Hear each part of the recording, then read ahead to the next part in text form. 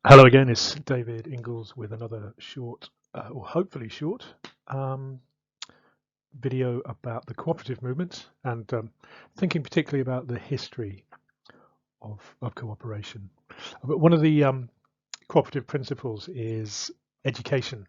So, you know, people who are involved in the cooperative movement need to understand how it works, how it developed, really so that you can, or we can learn from other people's mistakes and successes too. So hopefully, this will give a little bit of insight into the beginnings of the cooperative movement. So the model of cooperation we're thinking about began in England in the Industrial Revolution, especially in the northern mill towns. And it was kind of a reaction to the excesses of capitalism, really. But they weren't like the Marxists. They weren't seeking a bloody revolution. They were just trying to survive, really.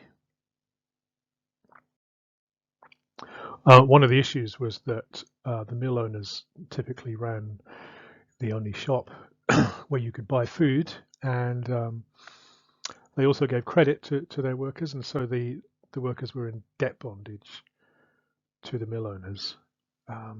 So they were completely trapped.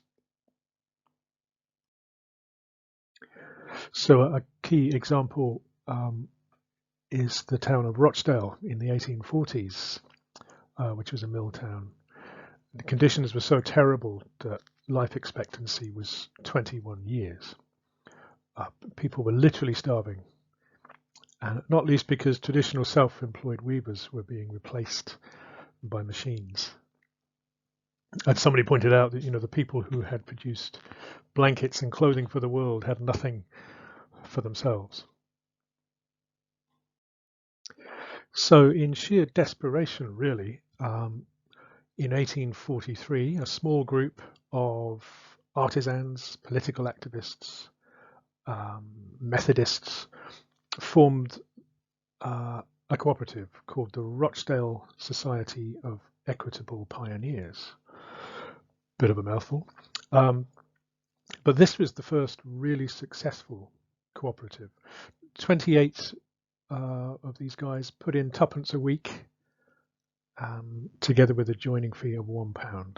And that was enough capital to rent a shop and buy a modest stock of basic items like flour and sugar and butter. And they literally walked to Manchester Market and spent the money on some basic goods and hauled them back in a wheelbarrow to be sold in their new shop.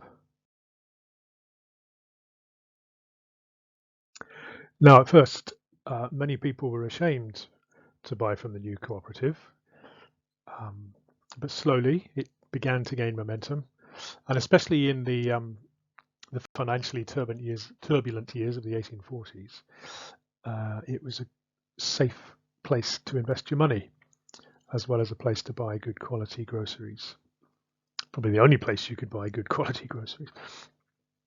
But yeah, there were bank foreclosures and all kinds of crises, but this little shop survived and kept people going through some very hard times. Anyway, if we fast forward half a century to round about the year 1900, there were nearly 1,500 cooperative societies across Britain, all of them based on the Rochdale model. And they had a combined membership of 1.7 million people and a combined turnover of £50 million. They had a cooperative wholesale society which manufactured and distributed goods right across the country to supply these all these shops, and they employed 22,000 people, and all of this was owned by millions of ordinary working class citizens. So these guys must have been doing something right. And in the next video, we will have a bit more of an in-depth look at the ideas that made them so successful and the mistakes that their predecessors had made, which they learnt from. So so that we don't make the same mistakes ourselves. And I want to keep these videos kind of short and bite-sized. So on with the next one. Cheers. Bye bye for now.